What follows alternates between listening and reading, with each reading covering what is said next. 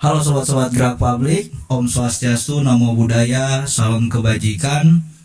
Selamat malam, selamat pagi ya, tergantung yang menonton ya, mau pagi, mau malam, mau sore. Akhirnya saya Rafli Tama Faruqi bisa kembali di Gerak Publik setelah 1 tahun menghilang saya ya, karena ada beberapa urusan-urusan di kampung halaman. Pada akhirnya senang sekali bisa kembali di media tercinta ini yang sama-sama saya dan rekan-rekan itu dirintis ya. Pada akhirnya sekarang kembali lagi dan aktif lagi kita nih. Oke teman-teman, kali ini kita akan memulai lagi ya podcast yang mudah-mudahan bisa bermanfaat buat teman-teman semua. Kemarin-kemarin kita aktif memberikan pandangan, terus juga memberikan argumentasi, memberikan solusi bagi kebijakan-kebijakan yang ada pada negara ini ya. Dan sekarang kita akan melebarkan sayap kita lagi ke ranah-ranah yang lainnya gitu ya. Nah, kebetulan hari ini kita mengundang salah satu praktisi hukum ya, disebutnya ya, praktisi hukum. Beliau memiliki law firm ya, atau firma hukum yang bernama Adinarma ya, salah satu konsultan hukum kita sebutnya ya, yaitu adalah Pak Albi Harisjen SHMA ya. SHMA kita lihat. Betul. CEO ya, CEO dari Adinarma, firma hukum Adinarma gitu ya. Sehat Pak Albi? Alhamdulillah. Sekarang tinggal di mana Pak Albi? Saya di Bandung. Di Bandung ya. Di Bandung. Tahu asli Pak Albi orang mana Pak Albi? Kalau berbicara asli, kita tuh aslinya Bekasi, Jawa Barat juga. Aslinya Bekasi, Jawa Barat ya. Betul. Bekasi banget ya. Iya. Kemarin Bekasi banjir ya. Alhamdulillah. Kalau saya enggak. Oh enggak. Cuma kalau di jalanan ya. Kemarin sempat ramai kan itu Bekasi gitu ya, Bekasi ya, gitu kan. Betul. Sampai Karena bagian juga dari Jawa Barat. Jawa Barat ya. Sampai kereta pun seperti jalan di atas air itu. Nah, iya betul. Kesibukan Pak Albi. Kalau saya ya biasa kan di dunia praktisi hukum. Nah gitu ya, biasanya kita pendampingan. Nah gitu di kantor kita pendampingan, baik itu di non litigasi maupun litigasi. Jadi kan non litigasi itu kan di luar pengadilan. Jadi ketika ada para pencari keadilan minta dampingi kita siap membantu. Adapun misalkan untuk pengurusan, misalkan di pengadilan itu kan kita biasanya itu di pengadilan agama maupun pengadilan negeri. Nah begitu. Oke. Ada pesan tuh dari kru. Iya. Pak Albi, mic-nya majuan dikit. Majuan dikit ya. Oh iya. Betul. Siap. Oke. Pak Albi ini adalah salah satu pengacara ya, bisa disebutnya pengacara, betul. Konsultan hukum. Tadi ada bahasa kesinggung terkait dengan litigasi dan non litigasi ya. Jadi litigasi itu berarti perkara yang ada di dalam pengadilan agama, non litigasi berarti yang di luar, berarti yang di dalam berarti secara persidangan mungkin ya. Kalau di luar itu konsultasi dan lain sebagainya ya. Iya, betul. Nah, kalau berbicara non litigasi berarti banyak ya yang konsultasinya ke banyak ya? Masalah konsultasi itu ya sudah lumrah ketika semua orang itu berkeluarga dan itu pasti memiliki masalah. Pasti itu semua itu dikonsultasikan. Kenapa itu dikonsultasikan? Karena semua orang itu untuk mendapatkan kepastian hukum, kan gitu ya. Jadi kepastian hukum, prosedurnya benar seperti apa, kan gitu ya. Solusinya kan gitu nanti. Nah itu dikonsultasikan dari para pencari keadilan. Begitu. Luar biasa ya. Kalau saya boleh tahu Pak Albi, kita langsung masuk aja nih ya. Iya, masuk boleh. Karena kemarin kita memang fokusnya itu di Gerak Publik itu memberikan pandangan, memberikan tanggapannya, terus juga memberikan solusi juga, argumentasi juga oleh aktivis-aktivis kampus terdahulu gitu ya, ataupun mahasiswa-mahasiswa, bahkan sampai alumni-alumni kampus yang dulunya pernah menjadi aktivis kampus. Dulu itu kita kontennya itu gitu. Nah sekarang kita mencoba masuk ke ranah hukum ya, ke ranah apa namanya tuh hukum acara ya, Iya, sebenarnya ya, betul. kerana hukum acara. Nah, biasanya Pak Aldi ya, biasanya ini mah yang konsultasi itu kan, Iya. ataupun perkara-perkara yang ditangani oleh Pak Aldi itu dominannya perkara apa Pak Aldi? Jadi gini, pertama saya apresiasi dulu ya Iya, dari iya. Gerak Publik, saya juga melihat lah. Nah, gitu. Yang pertama mungkin kan itu arahnya untuk ya kritikan lah. Nah Kritikan. gitu ya. Cuma kalau misalkan kritikan itu kita tidak dibarengi, tidak di basic dengan hukum, Ya. nah gitu teman-teman Gerak Publik juga harus melek terhadap Ya, ya. hukum. Nah gitu, jangan sampai ketika kritik itu nanti malah bumerang kepada Bumerang, Gerak Publik ya. itu. Nah gitu. Nah untuk dari kantor kami sendiri gitu ya, perkara yang mendominasi biasanya kita di dalam litigasi. Nah gitu ya. Kalau misalkan litigasi mah konsultasi, pendampingan hukum dan yang lainnya kan gitu ya. Kalau misalkan litigasi biasanya kita lebih sering di pengadilan. Di pengadilan. Nah gitu ya. Karena berbicara litigasi kan untuk penyelesaian masalah di pengadilan. Nah gitu ya. Jadi di Indonesia itu pengadilan itu di bawah kewenangan Mahkamah Agung kan gitu ya. Ada 4 ruang lingkupnya. Yang Oke. pertama itu pengadilan agama, pengadilan negeri, pengadilan militer, dan pengadilan tata usaha negara. Oke. Ya kan gitu ya. Cuma kalau misalkan dari kantor firma kami ya karena memang apa ya lebih tren sekarang gitu ya, untuk pengurusannya itu di pengadilan agama. Pengadilan agama. Begitu. Oke. Ya, gitu kan. Kalau misalkan pengadilan negeri sih kita juga sering. Sering. Nah gitu ya. Cuma lebih mendominasinya di pengadilan agama. Begitu. Oke. Biasanya itu perkara apa aja tuh di pengadilan agama ya, kita sebut pengadilan agama. Perkaranya apa aja tuh yang bisa diajukan di pengadilan agama ya secara umum Iya. gitu. Perkara apa aja yang bisa masuk atau yang bisa ditangani oleh pengadilan agama? Jadi itu ruang lingkup pengadilan agama itu jadi lebih dikhususkan untuk perkara yang agamanya Islam. Agamanya Islam. Iya, Oke. nah gitu ya. Jadi untuk masalah keperdataan, Mm-mm. nah gitu ya. Itu ada kewenangan absolut. Absolut. Iya. Aha. Yang pertama masalah perkawinan. Perkawinan itu kan tidak terlepas dengan perceraian. Perceraian. Kan begitu ya. Yang kedua juga selain perkawinan nanti ada bahas masalah kewarisan. Nah gitu ya. Ada bahas masalah dispensasi menikah, itu salah satu di perkawinan juga. Nah gitu, isbat nikah, nah gitu ya. Terus juga masalah waris, nah gitu ya, untuk agama Islam. Terus juga masalah kasuh anak, perwalian, dan sekarang ditambah ada namanya untuk perkara ekonomi syariah. Ekonomi syariah. Begitu. Oke. Berarti Begitu, ya. secara kewenangan absolut pengadilan agama itu menangani memeriksa mungkin, Betul. termasuknya mengadili, termasuk Betul, mungkin ya dan memutuskan. perkara-perkara dan memutuskan ya, Betul. dan memutuskan perkara-perkara, contohnya di ruang lingkup perkawinan ya. Perkawinan itu kan termasuknya banyak mungkin ya Iya, Pak Aldi ya. betul. Perkawinan itu termasuknya perceraian, isbat nikah, mungkin ya, dispensasi nikah dan lain sebagainya. Terus juga ada yang terbaru ekonomi syariah ya tadi Iya. ya. Oke, ekonomi syariah, menarik. Nah, coba kita spesifikkan lagi gitu ya terkait dengan perkara yang ada di pengadilan agama. Oke lah, sekarang kita fokuskan dulu di pengadilan agama mungkin ya Pak Albi ya. Betul.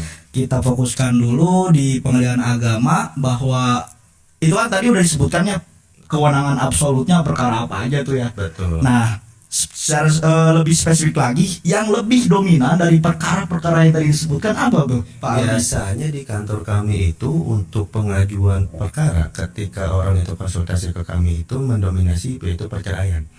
Kan begitu.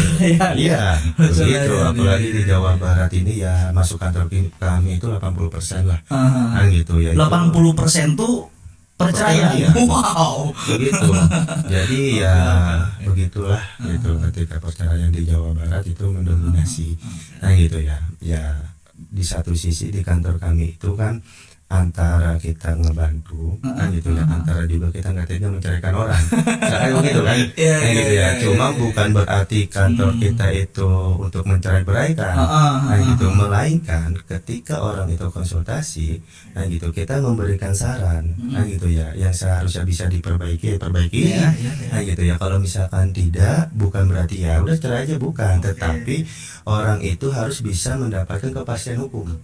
Begitu, kepastian hukum dari akibat perceraian itu kan sebenarnya ada masalah anak, ada masalah kepastian terhadap nafkah terhadap anak itu, mengenai hak asuh anak itu, dan lagi kalau misalkan dalam ikatan pernikahan itu adanya rumah bersama kan gitu ya, otomatis kan nanti akibatnya adanya gonogini. Nah itu kita harus bisa memastikan kepada para pencari keadilan, kan begitu.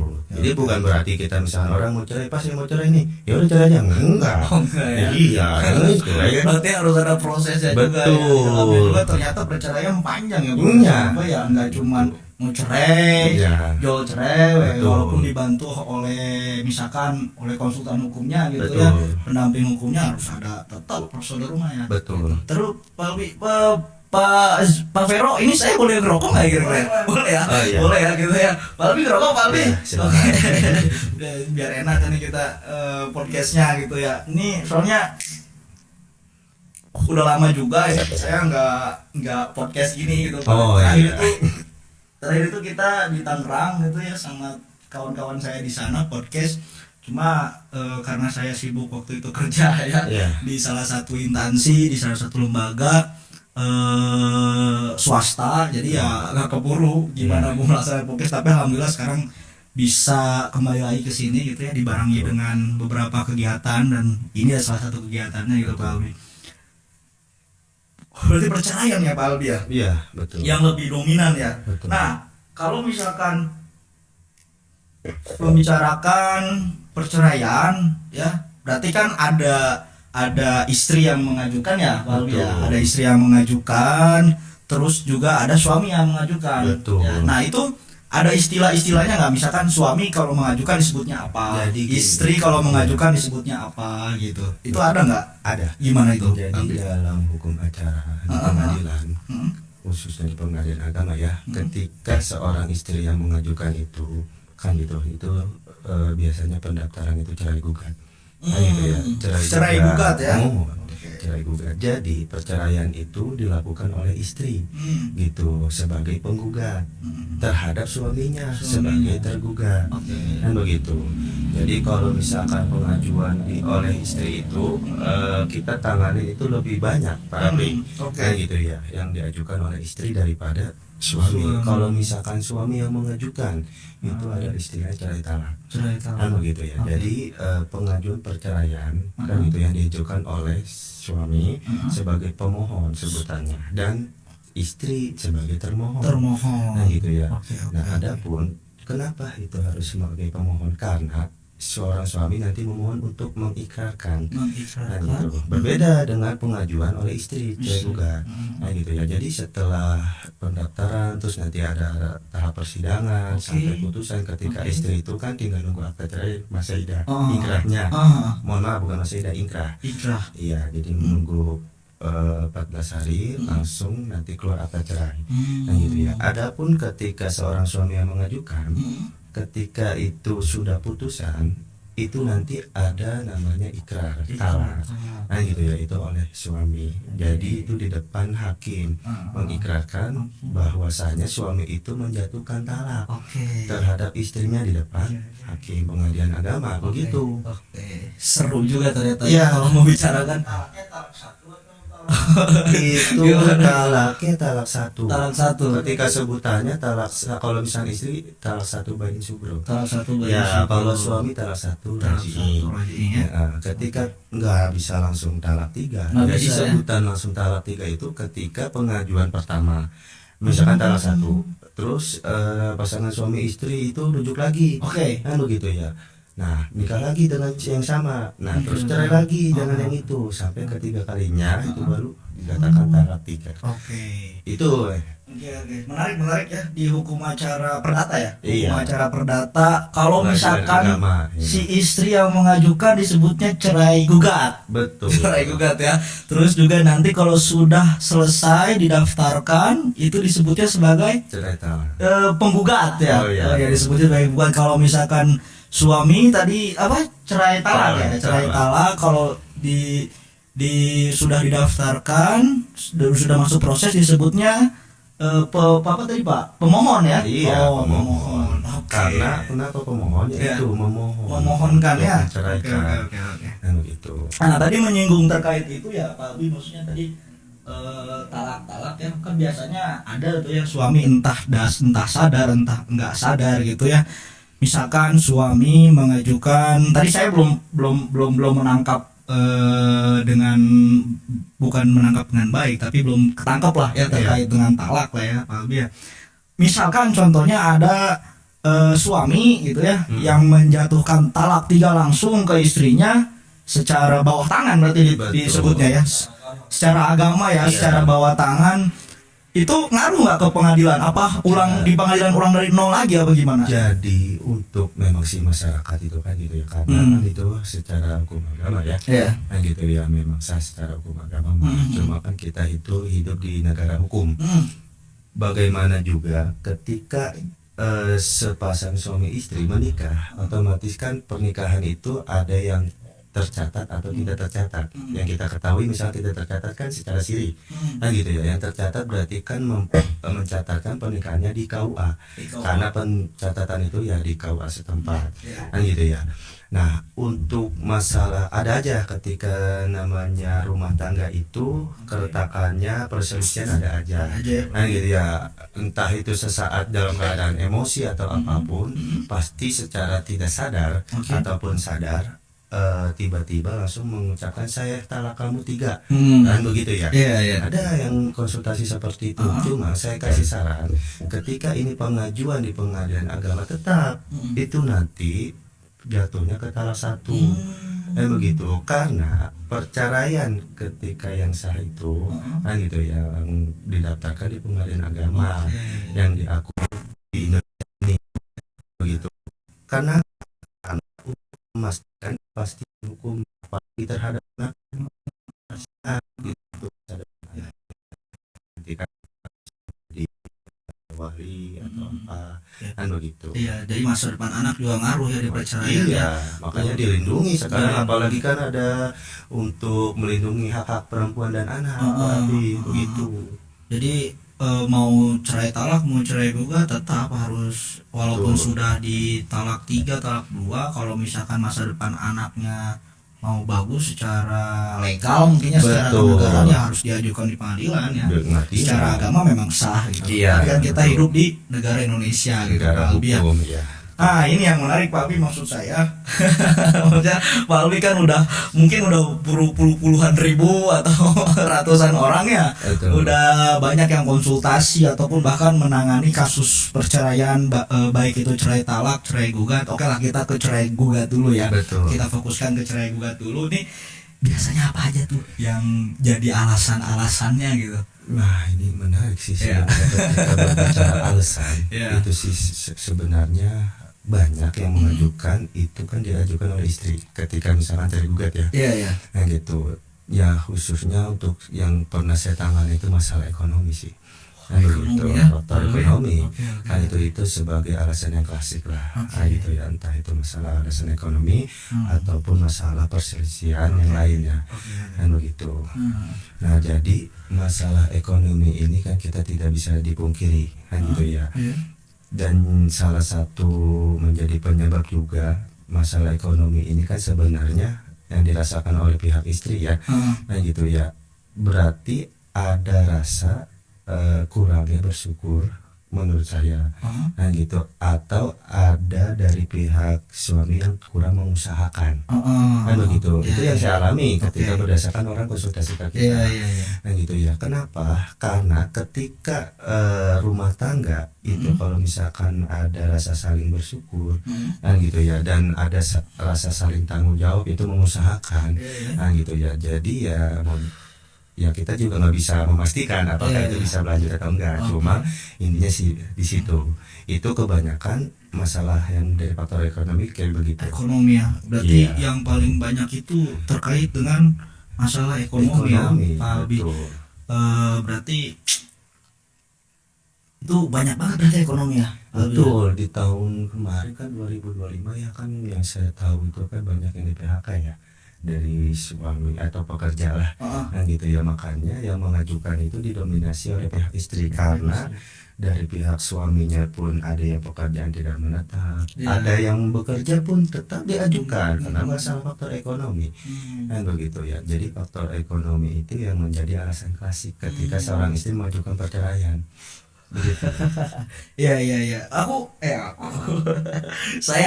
saya pernah ikut salah satu organisasi siswa, bahkan mahasiswa juga ada, masyarakat juga ada, namanya Pusat Informasi Konseling Remaja. Nah, sama itu konseling ya. Dinaungi oleh BKKBN, Dinas BPKKBN, Dinas apa bukan ya? Kayaknya BKKBN lah, lembaga negara. Di sana itu ada materi namanya PUP.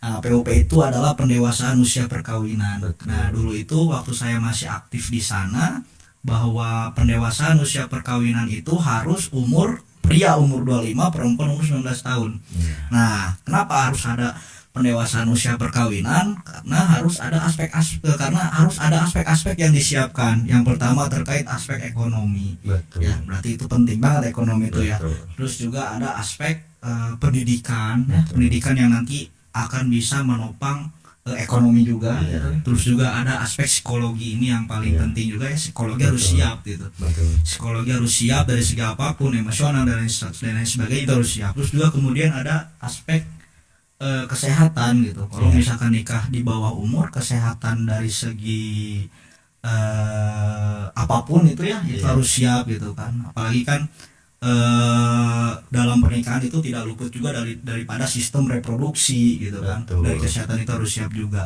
Nah, itu kan salah satu penopangnya ya, aspek-aspeknya ya. Tadi juga kan aspek ekonomi dijelaskan itu sama Pak Albi, bahwa ada yang ngasih nafkah tapi tidak menentu gitu ya. Terus juga bahkan ada yang nggak ngasih sama sekali mungkin, Pak Albi. Iya. Ada yang gitu, sehingga itu dijadikan alasan klasik tadi bahasanya ya, untuk mengajukan perceraian di pengadilan agama ya, yang beragama Islam atau di pengadilan agama mungkin ya. Betul. Oke. Terus mungkin ada lagi nggak perkara perceraian? Kita cerai gugat dulu aja. Cerai gugat yang modern gitu, yang sekarang. Misalkan contohnya lebih kepada pinjol gitu, judi online ya. Iya, Judi itu- online. Nah, itu ada nggak kira-kira? Iya, memang itu juga salah satu juga, apalagi kan di zaman gadget ya. Iya. Dan begitu, apalagi zaman milenial saat ini kan gitu ya, dengan trennya media juga kan ya gitu ya. Jadi semua orang itu ketika dalam keadaan kepepet gitu dari segi finansial kan gitu ya, bagaimana juga itu pasti mengusahakannya dengan cara yang cepat. Cara yang cepat, apalagi kan sekarang banyak yang sosialisasi mengenai pinjaman kan gitu ya, dengan online. Cuma kan ketika orang itu dalam keadaan mendesak dengan kebutuhan yang memang cukup, harus yang kurang lah, ibaratnya kurang kan gitu, dalam keadaan rumah tangga pasti mengusahakan. Dan cuma mengusahakan ini bukan dalam artian ada tindakan untuk bekerja kan gitu ya, melainkan ketika itu ada dana cepat itu pasti langsung ditampung kan begitu ya. Nah itu ada judi online juga kan gitu ya. Oke. Ada judi online, terus ada pinjol. Nah itu marak terjadi. Nah, gitu, makanya ketika alasan itu keadaan suami terlilit hutang, otomatis kan dari judi online yang pertama. Nah gitu ya, yang awalnya ya kemarin kan gitu namanya judi online itu kan yang awalnya itu kan bisa apa sih namanya coba-coba gitu ya, terus juga kan lama-lama misalkan oh iya dapat nih kan gitu ya, oh nagih kan begitu ya, sehingga ketika misalkan dalam keadaan terpepet kredit utang adalah pinjaman online kan begitu ya, daripada kita meminjam bisa sama orang susah kan gitu ya, mendingan yang lebih cepat secara online sekarang kan gitu. Nah resikonya apa, terlilit hutang gitu, jadi tidak memenuhi itu kebutuhan dari rumah tangga. Iya. Jadi banyak gitu. juga ya yang mengajukan perceraian dengan alasan tadi kan klasik ya ekonomi. Iya. Itu juga nyambung sebenarnya ke klasik tuh. Itu sih sebenarnya awalnya ya kalau misalkan sekarang itu lebih banyak Lebih ya. banyak. Betul kan gitu, apalagi dengan media online teh kan begitu ya, jadi sehingga orang itu kan gitu ya, namanya orang butuh kepepet pasti harus pinjaman cepat, itu pinjamannya online atau bermain judi kan begitu secara online. Kan zaman dulu mah kan nggak ada mengenal istilah kita online atau media kan begitu ya, paling karena ekonomi, kalau nggak ekonomi paling solusinya ya bekerja, suaminya kemana aja ya, sekarang mau bekerjanya kada yang cepat kan gitu, pinjam aja dulu gitu. Iya. Gitu. Oke, berarti banyak juga ya. Nah itu sebagai akibatnya apa? Jadi di rumahnya bertengkar, perselisihan lah antara suami dan istri begitu. Oke. Berarti ekonomi ya berarti yang paling apa ya, yang paling parah itu, yang paling banyak itu terkait ekonomi, terus juga judi online kan ngambung juga ya ke ekonomi yang pada akhirnya suami kesulitan gitu kan. Iya, Terus istri juga apa ya namanya ya, pengen stabil mungkin ya ekonominya kan, kalau misalkan udah judi online terus pinjol kan jadi nggak stabil gitu kan ekonomi, jadi pertengkaran terus menerus ya. Yang saya riset itu ada yang namanya pertengkaran terus menerus. Nah tadi itu CG ya Pak ya, Iya. CG ya, CG disebutnya cerai gugat gitu kan, ekonomi, judi online, terus mungkin masalah-masalah lain termasuk perselingkuhan mah itu udah maksudnya udah pasti lah ya. Oh, iya. Gimana tuh kalau perselingkuhan Pak? Jadi kalau perselingkuhan itu yang ditanganin itu biasanya dari yang mengajukan pihak laki-laki, dari kita tuh biasanya. Cuma menurut kacamata, misalkan kita harus melihat dari sudut pandang yang lain ya. Ketika pengajuan itu dilakukan oleh suami, misalkan istrinya nih selingkuh atau kebalikannya suami yang selingkuh. Ketika saya tanya, itu kan pasti dalam selingkuh itu ada sebab dan akibat. Kenapa orang itu bisa dikatakan misalkan selingkuh? Berarti dalam keadaan rumah tangga antara suami dan istri itu ada rasa ketidaknyamanan, kan gitu ya. Jadi ada ketidaksinkronan dalam menjalani hubungan rumah tangga itu, dalam membangun rumah tangga kan begitu ya. Ketika membangun rumah tangga kan berarti bareng-bareng antara suami dan istri. Kalau misalkan suami doang yang membangun, kalau misalkan istri doang yang membangun, berarti membangun rumah apa? Rumah sendiri. Iya betul. Begitu, bukan rumah tangga. Itu makanya kan saya ketika ada yang itu ya, namanya orang keadaan tegang gitu ya, saya dibuat rileks aja. Nah gitu, jadi bukan berarti kita jangan sampai menangkuti nah gitu, karena orang mempunyai datang masalah gitu. Pilihannya ketika orang datang itu antara dia mengungkapkan seluruhnya atau tidak, kan begitu ya. Jadi kita dibuat nyaman dulu dalam ketika orang ingin konsultasi, kan begitu ya. Begitu.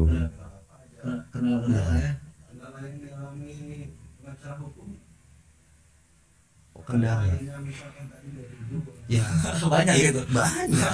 Makanya kan ketika treatment kita, ketika menangani kasus itu bermacam-macam. Kita lihat dulu dari golongan misalkan umur ya. Kategori umur. Oh iya, umur ya. Iya.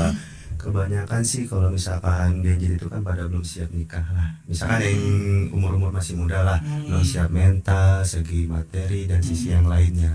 Nah gitu ya. Nah itu kendalanya. Jadi ingat, ketika musuh terbesar dalam pengacara itu yaitu pihaknya sendiri. Betul. Bukan sesama pengacara atau yang lainnya, bukan, tetapi sama itu. Kenapa? kan ketika kita ngebantu dalam proses litigasi di pengadilan agama atau pengadilan negeri, ketika salah satu misalkan yang ingin kita bantu, ingin kita perjuangkan, itu tidak mengungkapkan seluruh masalahnya, mengungkapkan seluruh kendalanya apa aja. Jadi kan kita tidak tahu apa aja nih solusi penyelesaiannya seperti apa, kan begitu. Nah itu menjadi kendala. Terkadang misalkan di situ pihaknya dengan kita, nah gitu, entah itu suami atau istri, gitu konsultasi ke kita, dia tidak misalkan seluruhnya untuk mengungkapkan, tiba-tiba di pengadilan barulah ketahuan, barulah jujur, kan gitu ya. Makanya biasanya kalau kita itu mencari celah, nah gitu, sedemikian apapun yang ditutupi ketika ada masalah kita gali terus, kan gitu ya. Karena ketika dia mengajukan, dia juga harus siap membuktikan. Siapa yang mendalilkan siap juga untuk membuktikannya, kan begitu. Jangan sampai kita misalkan untuk mendalilkan masalah ini pertengkaran gara-gara ekonomi, gara-gara judi, misalkan tiba-tiba dia pihak yang nggak jujur ke kita di persidangan, ketahuanlah sama hakim. Ketahuan ini bukan berarti oh ya kamu ini bukan, cuma dengan cara treatment pertanyaan hakim, kan gitu. Yang ditanya nanti kan pihaknya dulu prinsipal, yang kedua nanti kan diperiksa saksinya, kan gitu ya. Oh ada hal lain ternyata ini, kan begitu ya. Kalau misalkan tidak sinkron dengan apa yang awal kita dalilkan, nah itu bisa menjadi bumerang ke kita juga, kan begitu. Oke. Itu sih Luar biasa ya. jalannya. Tapi Pak Alwi, sebelum jauh kita membahas tentang terkait dengan dunia praktisi hukum, Betul. hukum acara perdata, saya mau informasi dulu bahwa ini kita Gerak Publik punya studio baru. Oh ya, Ini selamat. suatu kehormatan besar nih. Ini Pak Alwi adalah tamu kita pertama kali di studio baru. Kita sampai beli buku-buku ini. Ya, bagus. Sama sertifikat, foto-foto kita dulu gitu. Iya, Zaman harus mahasiswa. ada kemajuan. Begitu. Ya, kemarin kita ya seadanya gitu. Pernah kita studio di salah satu kontrakan gitu, buat studio gitu kan. Betul. Dan ketika itu member kita, kru kita ada kesibukan masing-masing, berakhirnya di tempat yang seadanya. Iya. Dan sekarang alhamdulillah Iya. kita bikin studio walaupun seadanya, tapi alhamdulillah lah. Iya. Yang penting sekarang kita bisa aktif lagi, kita Iya. bisa ngobrol lagi, kita bisa apa ya namanya ya, memberikan informasi yang bermanfaat kepada penonton atau subscriber kita. Ya ini kita sih edukasi hukum. Iya, edukasi hukum ini. Ya, barangkali ini kan pengalaman dari saya juga di kantor kita, kan gitu ya. Ya sama-sama sharing lah, berbagi ilmu juga, kan begitu. Ya kemarin juga kita kan sama kru kita diskusi apa nih yang kita bakal podcast lagi gitu kan. Ada beberapa kawan-kawan yang memberikan masukan, coba kita lebih yang ngena ke masyarakat gitu, yang lebih kebermanfaatan lagi di bidang apa ya kira-kira ya yang bisa membantu masyarakat menjalani proses-proses dalam kehidupan. Wah di bidang ini kayaknya nih lebih cocoknya. Alhamdulillah kita nemu. Ya saya harap juga kan ketika ini pengen lebih berkembang, harus konsistensi ini. Iya. Itu untuk masalah hukum, kalau misalkan dari kawan-kawan misalkan Gerak Publik ya, nah gitu, untuk mengeksplor lebih jauh sebenarnya ranah hukum itu banyak ya? itu. Nah ini baru ranah hukum keluarga. Keluarga ya, baru Keluarga itu kalau misalkan kita dikaitkan misalkan per episode, apa bahasa episode apa season gitu. Season. kayaknya. kayaknya mah banyak sih Banyak ya? gitu. Oke. Karena tidak hanya fokus perceraian, nanti juga sebagai akibat cerainya apa Oke. keluarga. Nah gitu, itu baru di keperdataan, Perdataan. belum nanti masalah pidana. Kalau misalkan dari kawan-kawan Gerak Publik ini konsisten, ya insya Allah lah, nah gitu ya, sama-sama untuk memberikan edukasi hukum juga, kan begitu ya. Insya Allah saya akan support lah, support doa, gitu. Oke, kita lanjut ke topik Ya. kita ya. Tadi kan cerai gugat kita selesai ya membahas Betul. ya. Sebelum saya mengundang gitu ya, sebelum saya mengundang tuh Bang Albi ke sini gitu ya. Kita sebut abang aja nggak apa-apa ya. Iya. Bang Albi kayaknya masih muda juga nih Bang Iya. Albi.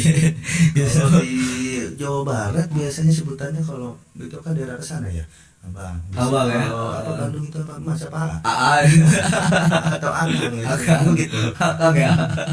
Akang. Ya, saya juga kebetulan orang Tangerang, jadi Oh, iya. ya paling Bekasi kan sama ya, Iya. Betawi ya, jadi kita Betul. sebut abangnya kali ya. Ya, bebas. Ya itu bang. Jadi apa namanya, kita masuk ke CT ya. Jadi kita sebelum adanya podcast ini, sebelum mendatangkan Bang Ali, saya riset dulu gitu kan. Iya. Alasan perceraian yang sering diajukan oleh suami itu adalah, kalau nggak salah tuh seingat saya, istri susah dinasehatin, itu yang pertama. Iya. Istri susah dinasehatin, terus tidak menghargai dia sebagai kepala rumah tangga, terus juga istri tidak tidak bersyukur Iya. ya terkait dengan nafkah katanya tuh. Nah itu gimana tuh di dalam pengalaman ataupun di dalam prosesnya Bang Albi ini gitu kan, itu gimana, ada nggak yang kayak gitu, selaras gak gitu? Ada. Oke. Nah gitu, jadi hal itu utamanya dari rasa segi bersyukur sih. Hmm. Ya, entah yang mau ngajuinnya suami ataupun istri, dari permasalahan semua yang kita tangani itu ya rumah tangga ya pasti dari segi faktor keuangan. Sebelum faktor keuangan berarti kan dari segi sama-sama antara pasangan itu apakah bersyukur atau bisa menerima atau enggak. Oh. Kan intinya begitu. Hmm. Misalkan dengan keadaan kan gitu, namanya rumah tangga kan balik lagi kan gitu, Iya, iya. membangun rumah tangga kan berarti bareng-bareng. Iya. Kan gitu ya, bebas itu mah antara mau suami kah atau yang berjuang atau istri kah gitu ya, yang akan bertanggung jawab. Cuma kan jarang ya ketika misalkan suami nggak bertanggung jawab, pasti kan sudah lumrah ya. Iya. Itu menjadi Iya, suatu keharusan ketika seorang suami untuk bertanggung jawab dari Bertanggung perihal jawab dari keluarganya. nafkah. Iya. Nah gitu pasti memperjuangkan, cuma dari segi kadar rezeki kita tidak bisa tahu ya, kita tidak bisa mengklaim dan menentukan rezeki orang seperti ini. Oke. Itu kan dilihat juga dari usahanya juga, faktor usaha itu. Nah gitu ya, ketika ada juga yang sudah mengusahakan suaminya tetapi dengan keadaan memang rezekinya segitu, cuma kan dengan dibenturkan pulang ke rumah bertemu dengan istri, otomatis kan ini ada rasa kok kurang kan begitu ya, berarti ada yang merasa lebih dari pengeluaran rumah itu. Kan gitu ya, paham nggak? Jadi kan ketika suami itu kan sudah mengusahakan rezekinya memang segitu kadarnya, kan gitu ya. Ketika misalkan pulang, otomatis pengeluaran dari istri lebih dari segitu. Nah itu kan menjadi perselisihan perdebatan, kan gitu. Nah jadi timbullah konflik, kan gitu dalam rumah tangga. Itu faktor ekonomi, entah mau suami yang mengajukan atau istri. Cuma kalau misalkan dari suami yang mengajukan, memang tadi ada merasa tidak dihargain, kan gitu ya. Saya pernah mendampingi yang mengajukan laki-laki, kan gitu, Pak, saya selama rumah tangga kan gitu ya, saya sudah mengusahakan dan dengan gaji sekian sampai semua gaji diambil, kan gitu ya. Ketika pulang saya dijadikan ya setoran weh, kan gitu. Iya, itu begitu. Kalau itu masih gitu. Itu. Aduh.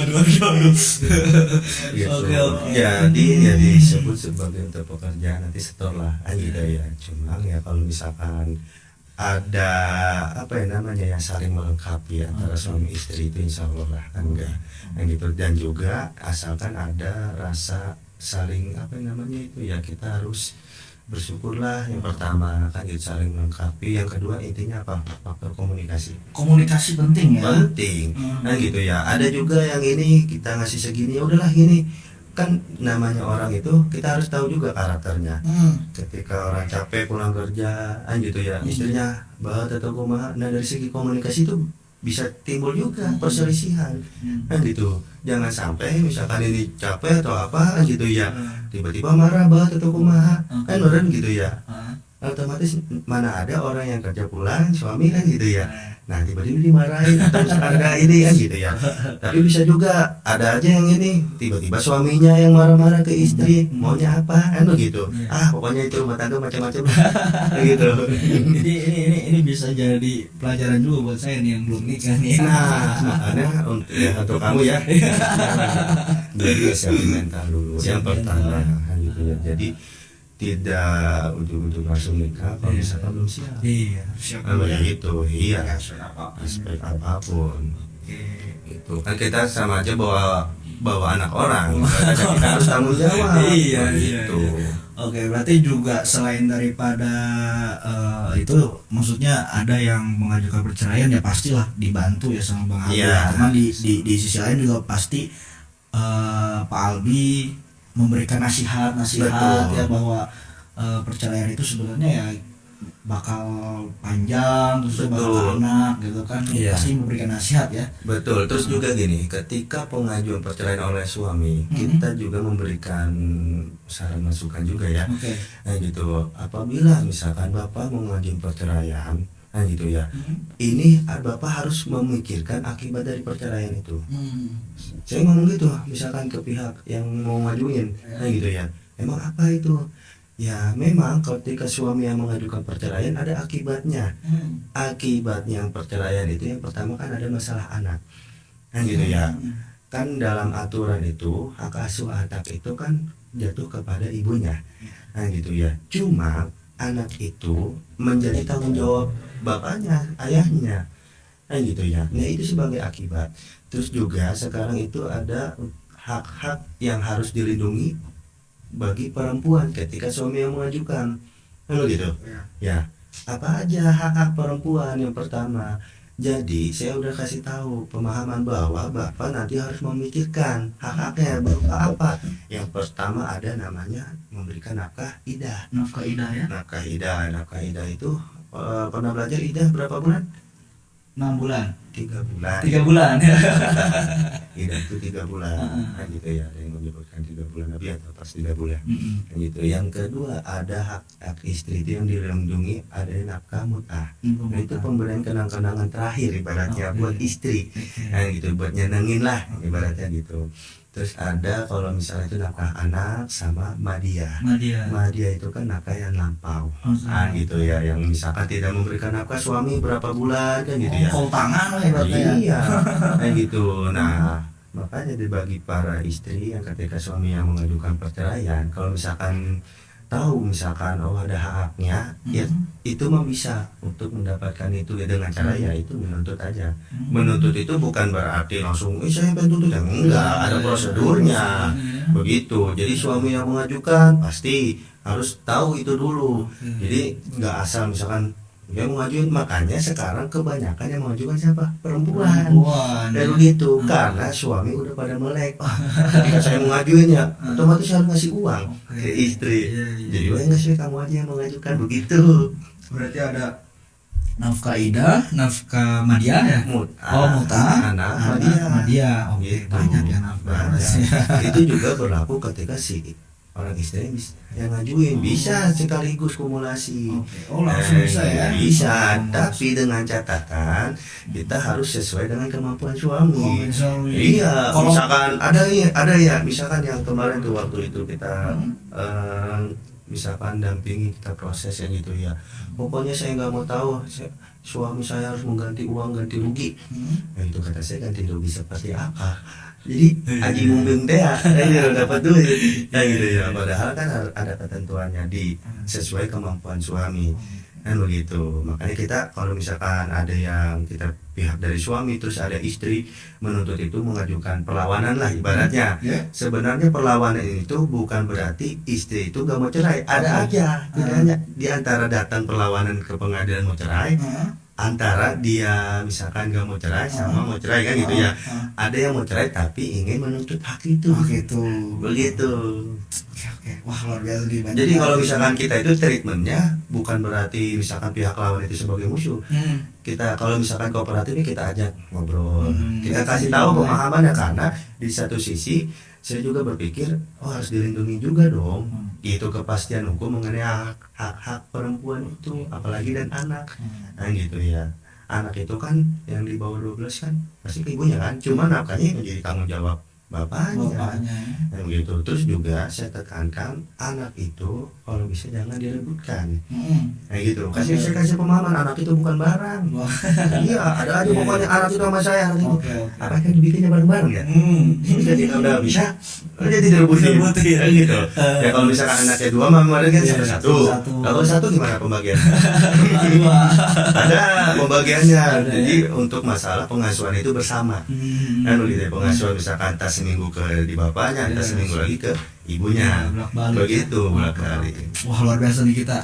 Jadi banyak ilmu nih dari Gerakan Publik ya. Ya itulah informasi terkait dengan perceraian ya, perceraian di pengadilan agama ya, kita di pengadilan agama dulu, nanti sisa-sisa selanjutnya kita perluas lagi gitu ya. Cerai gugat tadi ya, cerai talak ya. Teman-teman semua gitu ya, barangkali ada saudaranya dan sebagainya, ini informasi yang sangat luar biasa. Tapi walaupun ini bukan berarti harus bercerai, bukan berarti podcast ini tuh untuk kamu harus bercerai, enggak, cuma ini informasi aja, barangkali keluarganya sudah sama-sama sepakat ya, karena atau jalannya sudah seperti itu, atau takdirnya sudah seperti itu ya. Betul. Atau emang yang mencari keadilan dan sebagainya, ini informasi saja gitu ya. Nah, terus nih kita mau lebih dalam lagi nih Pak Albi, terkait dengan pengajuannya, proses-prosesnya yang secara teknis gitu ya. Apakah ada aturan yang mengatur untuk proses perceraian itu harus ini dulu, harus itu dulu, terus apa aja yang dibawa? Nah, itu gimana tuh? Jadi mengenai teknis gitu, mau suami yang mengajukan ataupun istri yang mengajukan, persyaratannya itu pasti buku nikah, terus KTP, gitu ya, kalau kartu keluarga pendukung. Nah, untuk pengajuan ya, perlu Pak Rafi ketahui juga, Kang Rapli ya, Bang Rapli. Terserah. Nah itu. Jadi pengajuan perceraian itu diajukan ketika suami yang mengajukan harus berdasarkan domisili istri. Domisili istri ya. Gitu. Jadi jangan sampai salah pemahaman. Oh, saya menikahnya misalkan di Bandung. Nah gitu, sedangkan udah pindah nih ke daerah yang lebih jauh, misalkan Cimahi atau misalkan Garut atau Sumbalang. Oh, saya harus di Bandung. Enggak, ketika misalkan si istrinya itu ada di mana, berarti harus diajukan di tempat istri. Berarti tempat istri sehari-hari. Iya, keberadaan istri, domisili istri ada di mana. Nah gitu, karena itu kewenangan relatif pengadilan. Oh, tadi ada kewenangan absolut, ada kewenangan relatif. Betul, pengadilan agama ya. Agama. Nah, gitu. Nah, terus juga kan sekarang itu ada aturan. Sebenarnya bukan aturan yang gak terlalu tinggi ya. Jadi ini surat edaran dari Mahkamah Agung. Surat edaran. Iya, surat edaran. Mahkamah Agung itu yang yang menaungi pengadilan. Iya, kan gitu ya. Jadi surat edaran itu nomor 1 tahun 2022 SEMA dulu diterbitkan, sekarang diperbarui nomor 3 tahun 2023. Iya, kan gitu. Jadi untuk apa yang namanya ya, mendukung asas mempersulit perceraian. Mempersulit perceraian. Iya, sebenarnya pengadilan itu bukan berarti pengadilan nggak boleh menolak ya. Iya. Gitu ya. Cuma karena orang itu ketika dalam keadaan emosi tiba-tiba baru juga berantem sehari langsung ngajuin cerai gitu ya. Pokoknya saya cerai ke pengadilan ya. Sekarang itu menghindari itu. Jadi untuk menekankan angka perceraian itu tidak terlalu banyak, tapi pada partainya banyak aja. Kan gitu ya. Ya itu kan untuk meminimalisir ya. Kan gitu ya. Itu di dalam aturan itu apabila kan gitu ya, poin misalkan SEMA nomor itu yang jadi dipertegas bahwa Mahkamah Agung memperketat syarat perceraian dengan alasan perselisihan terus menerus. Kan gitu ya. Terus itu apabila pisah rumahnya minimal 6 bulan. Kan begitu. Nah, itu tujuannya apa? Nah, jadi orang-orang ketika misalkan pengen itu gak gampang cerai. Nah, gitu. Jadi nggak hanya emosi sesaat langsung ngajuin. Itu. Jadi kudu kan ada bagusnya juga ya sebenarnya ketika misalkan mau ngajuin harus pisah dulu. Jangan sampai ini masih satu rumah. Kan gitu ya, berantem lah semalam. Begitu. Entah untuk masalah ekonomi atau misalkan masalah di rumah tangganya atau misalnya masalah di kamar, kita nggak tahu ya. Pagi-paginya langsung ke pengadilan nggak bisa. Nah gitu ya. Jadi itu kan masih emosi. Jadi nggak boleh lah ibaratnya kan gitu. Jadi harus dipikirkan dengan matang. Berarti Makanya bisa dulu 6 bulan. di surat edaran Mahkamah Agung Sema, iya. Sema Iya. disebutnya Bang. Iya, Di Sema. surat edaran Mahkamah Agung atau Sema nomor 1/2023. nomor 1 Tiga. tahun 2023 diperbarui nomor 3 tahun 2023. Oh berarti sekarang intinya nomor 3 Nomor tahun 3 2023. Sema nomor 3 tahun 2023 pemirsa Gerak Publik ya, pisah rumah itu harus minimal 6 bulan setengah tahun ya. Tapi ada pengecualian. Jadi pengecualian pengecualian ya. apabila itu misalkan belum 6 bulan kan gitu ya. Nah, Mm-mm. itu harus ada tindakan KDRT dari salah satu pihak. Cuma harus ada buktinya. Harus ada bukti. Iya, kan bukti itu kan ada 2 alat bukti. Ya. Ya gitu. Yang pertama bukti keterangan saksi, bukti Oke. tertulis. Cuma lebih kuat ketika misalkan keterangan saksi berarti kan harus ada yang lihat, Bro. Cuma kan kalau misalkan kejadian malam-malam nggak ada yang tahu. Ya gitu ya. Makanya bukti tertulis berupa apa ya, itu berarti langsung visum lebih kuat. Jadi kalau misalkan udah ada tindakan KDRT, saya harus nunggu 6 bulan. Ya enggak, kalau misalkan udah itu ada visum, ya ngajuin aja. Kalau dirasa itu ada memar atau apa, ada yang melihat kan gitu. Tapi lebih bagus visum. Begitu daripada misalkan nunggu 6 bulan, kan apakah bisa menjamin keselamatan kedua-duanya? Iya. Ketika berantem kan enggak. Kan begitu, itu malah jadi makin ada tindakan yang lainnya. Informasi yang luar biasa. Iya, berarti begitu. di Sema nomor 3 tahun 2023 pisah rumah itu harus 6 bulan. Betul. Terkecuali ada tindakan KDRT dari salah satu pihak. Betul. Dan dibuktikan dengan visum dari kepolisian. Iya. Wah, Iya. berarti kalau misalkan ada, misalkan contoh ada salah keluarga suami istri, misalkan suaminya melakukan tindakan kekerasan KDRT lah ya, KDRT yang bisa divisum ataupun memar dan lain sebagainya, divisum di kepolisian, misalkan baru 3 hari terus langsung divisum, itu bisa. Gitu. Oh, kecuali Jadi kan visum itu kita melihat bekasnya ya, tindakan itu Ya. mumpung masih ada bekasnya langsung di Oke, kepolisian. berarti nggak apa-apa, nggak 6 bulan juga ya? Ya enggak. Oke. Gitu, itu daripada bisa memastikan menjamin keselamatannya Iya, kan nggak nggak tahu. tahu kan. Nah, makanya kan sekarang banyak tindakan kriminal nih, Ah. pembunuhan atau Iya. suami atau istri, nah itu. Hmm. Nah gitu, daripada ini makanya itu bisa 6 bulan itu untuk menjaga sebenarnya. Oke. Nah gitu, jangan sampai itu kalau misalkan pengen benar-benar udah bulat gitu ya tekadnya pengen mengajukan cerai udah yakin kan gitu ya, ya pisah dulu. Oke. Nanti kan dalam ketika pisah rumah kan nanti sama-sama mikir Oke. antara suami istri kan gitu ya. Iya. Aduh, kita hidup sendiri begini. Hmm. Kalau misalkan itu mikir ya, kalau enggak ya itu walau alam kan gitu. Oke, berarti Mahkamah Agung mengeluarkan surat edaran Mahkamah Agung Sema Gitu. ya untuk meminimalisir angka perceraian di Indonesia, ya Betul. mengeluarkan Sema dengan pisah rumah minimal harus 6 bulan kecuali ada tindakan KDRT ya. Karena Betul. KDRT itu bagian daripada tindakan kriminal, takut Ya. ada kriminal berkelanjutannya karena banyak Betul. juga sih ya di media ataupun di TV nasional berita-berita ya banyak pembunuhan suami, pembunuhan Iya. istri. Nah, itu kan bentuk daripada antisipasi ya. Kalau Betul. misalkan terkecuali itu berarti kan itu sangat-sangat diperhatikan oleh Mahkamah Iya. Agung juga ya. Wah, luar biasa sekali ya. Seru juga ya, tapi itu banyak yang protes. Kenapa Pak saya harus 6 bulan? Pak saya kenapa harus 6 bulan gitu. Ada saja. Oke. Nah gitu yang protes, cuma saya kasih edukasi. Kenapa harus 6 bulan? Nah gitu ya. Misalkan saya baru seminggu. Jadi kan kita lihat dulu, ibu waktu itu kan hanya emosi sesaat. Coba sekarang ibu, misalkan bapak, gitu ya, coba untuk keluar rumah. Terserah. Itu misalkan, tapi kan rumah saya itu. Tapi kan saya nggak ada siapa-siapa. Ya intinya mau keluar rumah, mau ngontrak, ya terserah. Itu harus minimal pisah dulu. Kalau misalkan ada KDRT ya udah buktikan.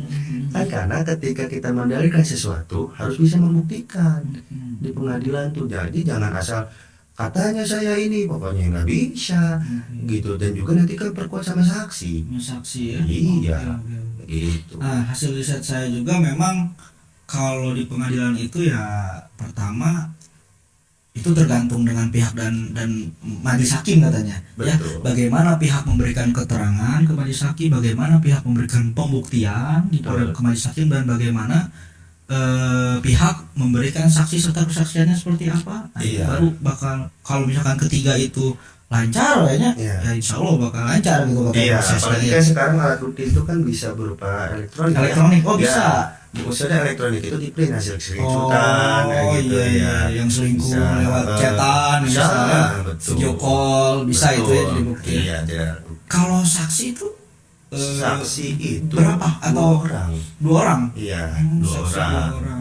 Minimal 2 orang, kalau mau 3 ya apa-apa. Cuma kan rata-rata 2 Oh, orang. rata-rata 2 orang ya. 2 orang gitu. Jadi saksi itu kalau bisa mah dari pihak keluarga, kan gitu ya, teman terdekat lah, lingkungan terdekat yang tahu bahwa rumah tangga, bahwa pernikahannya, tahu memang suami istri, kan gitu, bahwa tahu ada masalah. Gitu. Jadi yang melihat langsung, mendengar, nggak boleh katanya. Nggak boleh katanya. Nggak boleh kata si Anu saya mendengar. Iya, nggak Jadi kan kuat berarti. iya. Jadi kan nanti ketika pembuktian hakim itu kan ada mempertanyakan, ini gimana katanya untuk saksi, yang gitu, apakah saudara saksi mengenal dengan saudara ini, mengenal dengan suaminya, mengenal dengan istrinya? Ya, saya mengenal. Ketika mengenal rumah tangganya, apakah baik-baik aja atau tidak? Seperti itu pertanyaannya. Apakah saudara saksi melihat? Ya, melihat. Berapa kali melihatnya? Nah gitu. Apakah cuma melihat atau mendengar?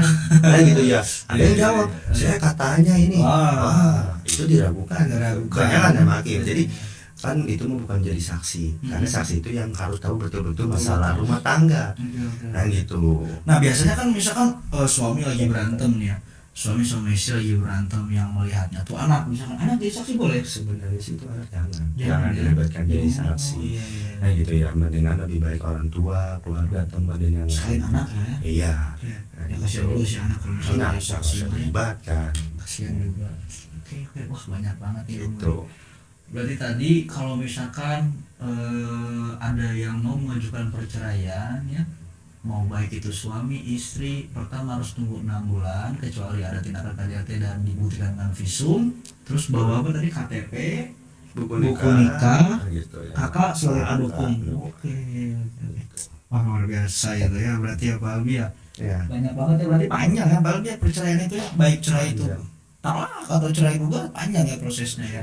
Di persidangan pun ya panjang juga kayaknya ya Ya, gitu. Iya. Kalau mengikuti prosesnya. prosesnya ya, kalau Iya. misalnya gitu proses itu. Tapi kalau jumlah sidang mah tergantung majelis hakim ya, Ya. tergantung majelis hakim berapanya, tergantung pihaknya juga ya, jujur atau enggak kan, Betul. ya. Untuk durasi misalkan pemeriksaan dalam persidangannya itu tergantung dari pemeriksaan, misal Pemeriksaan, pembuktian ya. ya gitu ya, tergantung jawab dari saksi itu. Oke. Kayak gitu ya. Nah, ini saya pernah riset juga sebelum podcast ini dilaksanakan, kita sama-sama riset dulu Bang, Betul. dengan tim-tim kru, tim-tim penelitian, tim apa namanya, pencari informasi-informasi ya. Kan kita juga harus cari informasi ya, biar Betul. kita juga enak nanyanya. Apa namanya tuh, terkait dengan, aduh saya lupa lagi, terkait dengan inian, proses perceraian ya, mendaftarkan misalkan ke pengadilan agama gitu kan ya, mendaftarkan proses pengadilan ke pengadilan agama ya, kita kan lagi ngebahas cerai juga dan cerai talak.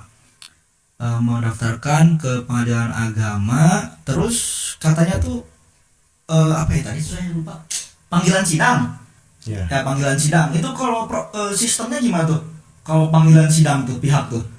Jadi kan ketika mengajukan, siapa yang mengajukan itu, Ah. nah gitu ya, panggilan sidang itu sekarang kan pengajuan itu secara elektronik, e-court ya, elektronik court, elektronik pengadilan. Oke, Ya. e-court. Iya, e-court. Oke. Nah, gitu ya. Jadi kan untuk misalkan panggilan dari itu biasanya nanti ada notifikasi sekarang tuh yang mengajukan. Oke. Itu jadi notifikasi itu berupa dari WhatsApp dan juga nanti ada email. Kan Mhm. dicantumkan juga emailnya. Mhm. Kan begitu. Kalau misalkan dari pihak yang lawan, entah suami berarti yang jadi lawannya istri. Ya. Kalau istri berarti kan suami. Ya. Nah gitu, dari pihak lawan itu misalkan tergugat atau termohon, kan gitu nanti ada panggilan langsung secara surat. Kan begitu. Dianterin oleh Nah nanti itu dari pengadilannya. dari pengadilannya. Iya, kayak gitu. Jadi nanti ada relas panggilan bahasanya. Oke. Nah gitu, relas panggilan itu disampaikan. Oke. Gitu dari Oh. pihak pengadilan. Berarti kalau misalkan penggugat dan pemohon itu melalui elektronik, Iya. ya sudah enak ya. Kalau Begitu. termohon dan tergugat Itu ada panggilan. ada panggilan langsung secara Iya. surat gitu. Betul. Oh. Nah biasanya ketika ada yang mempertanyakan ke saya, Pak, saya tiba-tiba cerai ini, nggak ada panggilan. Nah itu tinggal konfirmasi ke pengadilan, apakah benar diajukan atau tidak. Oke. Yang pertama itu. Yang kedua, ketika memang benar antara suami atau istri yang mengajukan itu ya, misalkan yang komplain, bisa ada aja yang nanya gitu ya. Tiba-tiba kok saya udah diajuin, udah keluar akte cerainya, saya nggak nerima ini. Nah bisa konfirmasi cross check ke pengadilan. Nanti dilihat di situ panggilannya ke mana. Begitu. Jadi kan ketika misalkan dari pihak pengadilan nanti kan mendata misalkan dari apa sih namanya ya, ketika orang datang ke pengadilan nanti kan mengungkapkan pertama, ibu mau ngajuin apa, saya mau ngajuin cerai, oh iya suaminya di mana. Nah kan berdasarkan dari keterangan yang mengajukan. Iya. Berarti alamatnya harus benar-benar. Harus benar kan gitu ya. Ada kendala ketika misalkan alamat itu tidak benar dan tidak sampai atau tidak diketahui, itu bisa balik lagi surat itu. Begitupun klien-kliennya Pak Aldi harus sesuai Betul. alamatnya. Nah makanya gitu salah satu kendala dari kita itu gitu ya, memastikan alamat itu benar atau enggak. Oke. Tapi kan kita nggak harus langsung menelusuri ke sana, kan berdasarkan keterangan kan gitu Oke. ya. Terus kalau misalkan contoh ya, Iya. dikasih alamat yang ada oleh misalkan istri lah yang mengajukan lah cerai, apa tadi sebenarnya CG cerai gugat ya, cerai gugat, istri yang mengajukan, terus alamatnya ternyata salah. Itu gimana tuh kalau gitu? Nah biasanya ada kesempatan sih Biasanya ada untuk kesempatan. perbaikan, makanya kita konfirmasi dulu. Hmm. Makanya sebelum melangkah ke pengajuan, misalkan dari kantor kita ya, Ya. kita harus tanyakan dulu betul-betul kepada yang mau ngajuinnya, entah itu suami atau istri. Kita harus tanya, coba kalau misalkan apalagi pisahnya udah lama, Ya. apakah bisa memastikan, terus juga tanya komunikasi terakhir kapan. Oke. Nah gitu ya, walaupun udah pisah lama, tapi kan namanya komunikasi, entah itu dari, kan sekarang mah udah sistem media kan, Oke. nah kita bisa melihat status keadaan atau dari WA, kan sehari-hari di mana, untuk mengkonfirmasi gitu ya. Nah posisinya ada di mana, keberadaannya, kita untuk minta alamat, kan gitu ya. Jadi ada orang, udahlah Pak alamatnya jangan kesiniin, nah gitu, saking ketakutan. Iya. Saya mau cerai tapi nggak boleh tahu ini, ya nggak boleh. Oh. Ketika kita menikah Iya. hanya bareng-bareng, kalau bisa-bisa ya harus bareng, harus baik-baik lah ibaratnya begitu ya. Oke. Walaupun misalkan ada ini ya nggak apa-apa, kita lalui aja. Hmm. Nah gitu ya, misalkan ada lawan ya nggak apa-apa, kan gitu. Cuma persidangannya panjang aja sih. Gitu. Ada aja. Terus kalau misalkan loh, saya kalau lagi bertanya suka bertanya liar gitu Bang. Iya. Saya tuh kalau bertanya ke orang kayak oh ini gini gitu. Jadi Betul. ada celah lagi nih. Kalau misalkan ada yang mengajukan, misalkan suami mengajukan cerai talak, terus udah pisah rumah gitu Iya. ya, udah misalkan pisah rumah udah 1 tahun dan suaminya nggak tahu istrinya di mana. Nah itu gimana tuh? Yang pertama cross check komunikasi itu. Pertama, ya. komunikasi, apa saya nggak tahu di mana nomor aja saya diblokir, ada kan dari kayak gitu. Oke.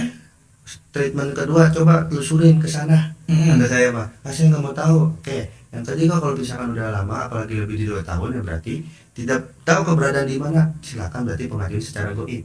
Goib itu dalam artian keberadaan istri tidak diketahui.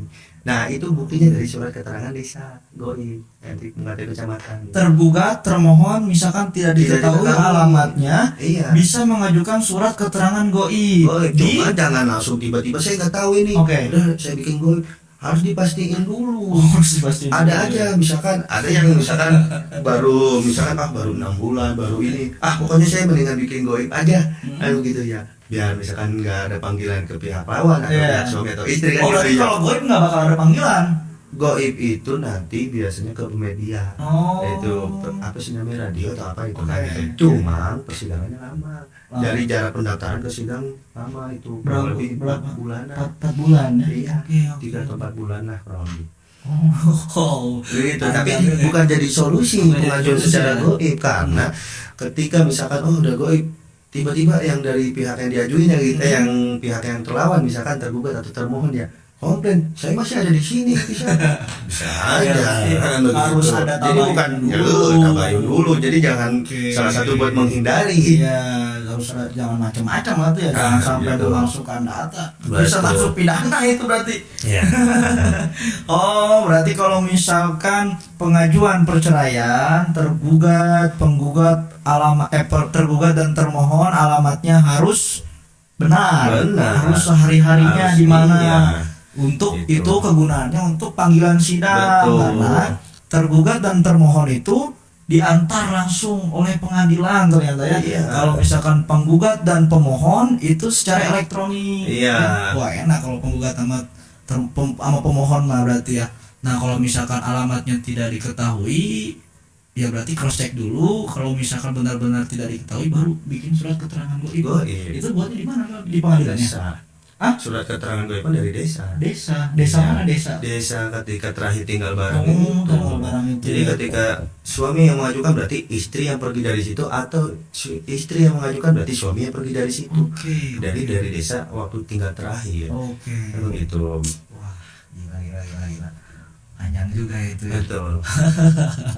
Belum kita membahas terkait dengan banyak ya tadi ya. Tadi Iya. disinggung nafkah, Betul. terus hak asuh anak Iya. ya. Oke, tapi ini prosesnya panjang, terus juga informatif juga ini ternyata ya.